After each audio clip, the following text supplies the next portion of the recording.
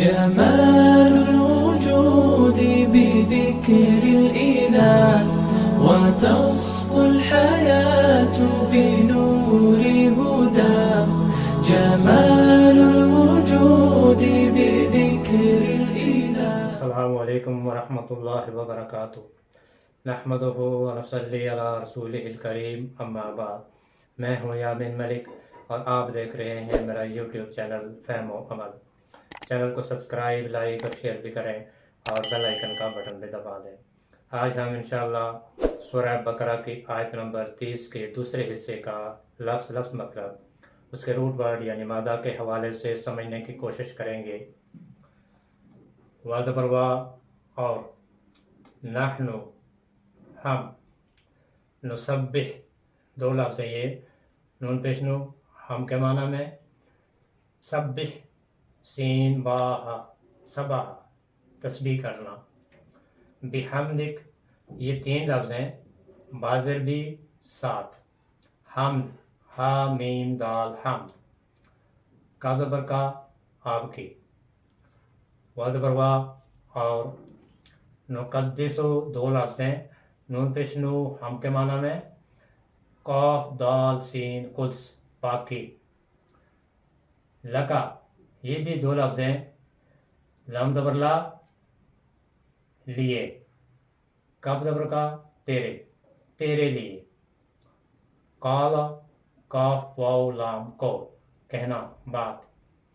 انی یہ دو لفظ ہیں، انی بے شک، اور آخر میں یہ یا کے نیچے جو زیر ہے، اگر کسی لفظ کے آخر میں یا کے نیچے زیر ہو تو اس کا مطلب ہوتا ہے میرا یا میری. انی بے شک میں، عالم آئین لام میم علم جاننا، ما جو، لا نہیں، تعلمون یہ بھی دو لفظ ہیں، تا زبر تا تم کے معنی میں، عین لام میم علم جاننا. ونحن اور ہم، نسبح ہم تسبیح بیان کرتے ہیں، بحمدک ساتھ تعریف کے تیری، ساتھ حمد کے تیری. واضح بروا اور نقدسو ہم پاکی بیان کرتے ہیں، لکا تیرے لیے، قولا فرمایا، انی بے شک میں، عالم زیادہ جانتا ہوں، مالا جو نہیں، تعلمون تم جانتے. نسبح سین با ہا سبح، سبح کا جو بنیادی معنی ہے وہ ہے تیرنا، مشغول ہونا، کوشش کرنا، پانی یا ہوا میں تیزی سے گزرنا یا تیرنا. سبحن ایسی مشغولیت کو کہتے ہیں کہ جس میں کاموں کی بھرمار کی وجہ سے تیز رفتاری کا پہلو نمایاں ہو، یعنی بہت زیادہ مشقت کرنا، عبادت میں مشغول ہونا. اور تسبیح زبان حال اور عمل سے اللہ کی پاکی بیان کرنا کہ اللہ ہر عیب سے پاک ہے، اللہ کے نام کی اور اللہ تعالیٰ کی صفات کی تسبیح کرنا، یہ سبح کہلاتا ہے. بحمدک ہا میم دال حمد، یہ اس کا روٹ ورڈ ہے. کسی خوبصورت، حسین اور نادر چیز کو دیکھ کر انسان کے دل میں جو تعریف کے جذبات پیدا ہوتے ہیں، اسی کو حمد کہتے ہیں، یہی تعریف ہے. مثلا کسی کا دراز قد یا خوش شکل ہونا یہ اس کا اپنا اختیاری فعل نہیں، بلکہ یہ فعل اضطراری ہے، اس میں اس کا اپنا کوئی عمل دخل ہرگز نہیں ہوتا، لہذا کسی کا دراز قد یا خوش شکل ہونے کی وجہ سے اس کی جو تعریف کی جائے گی وہ تعریف مدح کہلاتی ہے، لیکن وہ صفت مثلا دراز قد یا خوبصورت ہونا، یہ صفت جس نے پیدا کی ہے وہ ہے اللہ کی ذات،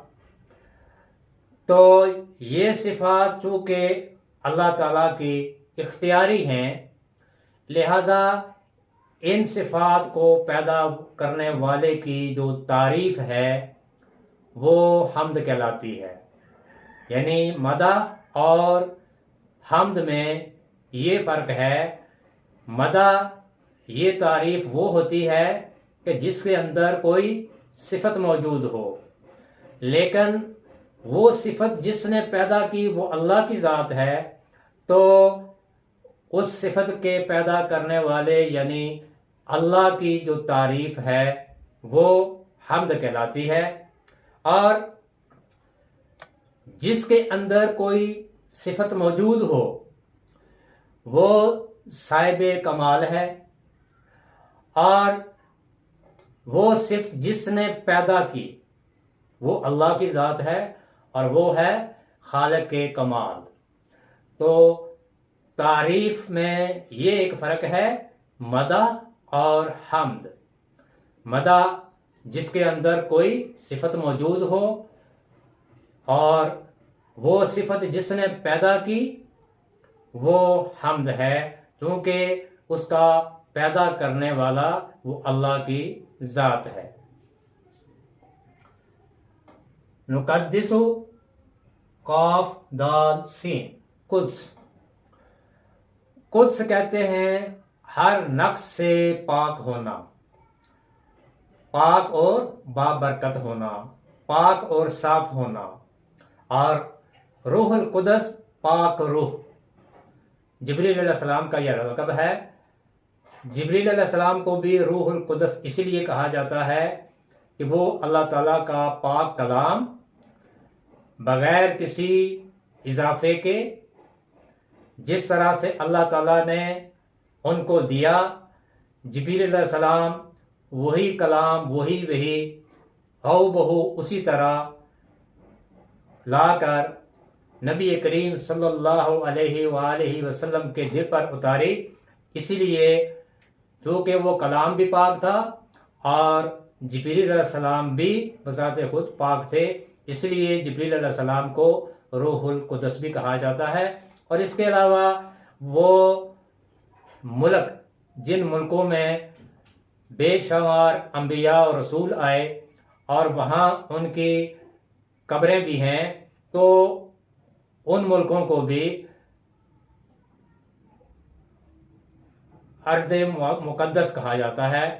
یعنی وہ جگہیں جو پاک ہیں، جن کا ان جگہوں میں بہت سے انبیاء کا آنا ہوا اور ان کی قبریں بھی ہیں وہاں پر۔ وَنَحْنُ، اور ہم، نسبح، ہم تسبیح بیان کرتے ہیں، بحمدک، ساتھ تیری تعریف کے، وَنُقَدِّسُ لَكَ، اور ہم پاکی بیان کرتے ہیں تیری۔ قال، اللہ تعالیٰ نے فرمایا، انی، بے شک میں، عالم، زیادہ جانتا ہوں، ما لا تعلمون، جو تم نہیں جانتے۔ آیت کے پہلے حصے میں ہم نے پڑھا تھا وَإِذْ قَالَ رَبُّكَ لِلْمَلَائِكَةِ إِنِّي جَاعِلٌ فِي الْأَرْضِ خَلِيفَةً، جب آپ کے رب نے، یہ خطاب ہے نبی کریم صلی اللہ علیہ وآلہ وسلم کو، کہ جب آپ کے رب نے ملائکہ سے یہ فرمایا کہ میں زمین میں ایک خلیفہ بنانے والا ہوں، تو فرشتوں نے یہ سوال کیا، قالو، فرشتوں نے کہا، اتجعل فیہا، کیا تو بنائے گا اس زمین میں، من یفسد فیہا، جو اس زمین میں فساد کرے گا، ویسفک الدماء، اور وہ خون بہائے گا، ونحن، اور ہم، نسبح بحمدک، اور ہم تیری تعریف بیان کرنے والے ہیں، تیری تسبیح بیان کرنے والے ہیں، ونقدس لک، اور تیری پاکی بیان کرنے والے ہیں۔ اللہ تعالیٰ نے انسانوں سے پہلے اس زمین پر جنوں کو پیدا کیا، اور اللہ تعالیٰ نے جنوں کو محدود اختیار بھی دیا، تو اس محدود اختیار کے ساتھ جنوں نے اس زمین پر فساد برپا کیا اور خون ریزی کی۔ تو جب اللہ تعالیٰ نے اپنے اس ارادے سے ملائکہ کو آگاہ کیا کہ میں زمین پر ایک خلیفہ پیدا کرنے والا ہوں، تو فرشتوں کے ذہن میں یہ سوال پیدا ہوا کہ اس سے پہلے جنات تھے زمین پر، تو انہوں نے محدود اختیار کے ساتھ اس زمین پر فساد برپا کیا، تو اب اللہ تعالیٰ نے ایک اور مخلوق جسے خلیفہ کہا گیا، جو ایک کے بعد ایک کا جانشین ہوگا، یعنی ایک نسل کے بعد دوسری نسل اس کی جانشین ہوگی، اللہ تعالیٰ نے اس کو پیدا کرنے کا ارادہ ظاہر کیا۔ تو فرشتوں نے یہ سوال کیا کہ اے اللہ، تعریف تیری ہم کرتے ہیں، ہم تیری حمد بیان کرتے ہیں، ہم تیری پاکی بیان کرتے ہیں، ہم ہر لمحہ تیری تسبیح کرتے ہیں، تو تیری حمد و تعریف اور تسبیح کے لیے تو ہم ہر وقت موجود ہیں، تو پھر ایک ایسی مخلوق جسے تو اختیار بھی دے گا، تو جس طرح جنوں نے زمین پر فساد برپا کیا تھا، تو یہ مخلوق بھی اپنے اس اختیار کے ساتھ فساد کرے گی، خون ریزی کرے گی۔ اس لیے انہوں نے اللہ تعالیٰ کے سامنے یہ ایک سوال رکھا۔ اب چونکہ فرشتوں کو اپنی اس ذمہ داری کے علاوہ اور کسی چیز کے بارے میں کوئی علم نہیں، جس کی جو ذمہ داری لگی ہے وہ اسی کے بارے میں جانتا ہے، لیکن اللہ تعالیٰ نے انسان کو اختیار بھی دیا کہ وہ اپنی مرضی سے جس طرح کا راستہ اختیار کرنا چاہے وہ کر سکتا ہے، چاہے وہ سیدھے راستے کو اختیار کرے یا شیطان کے راستے کو، لیکن ان کے سامنے دوسرا پہلو نہیں تھا کہ انسان کے اندر ایسے لوگ بھی ہوں گے،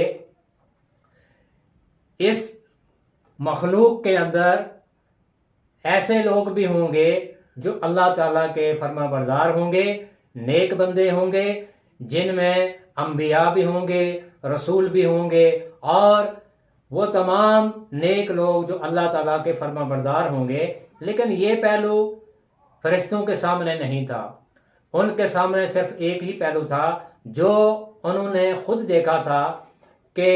جنوں نے اپنے اس محدود اختیار کے ساتھ زمین پر فساد برپا کیا تھا۔ تو اللہ تعالیٰ نے ان کے اس سوال کے جواب میں فرمایا، قالا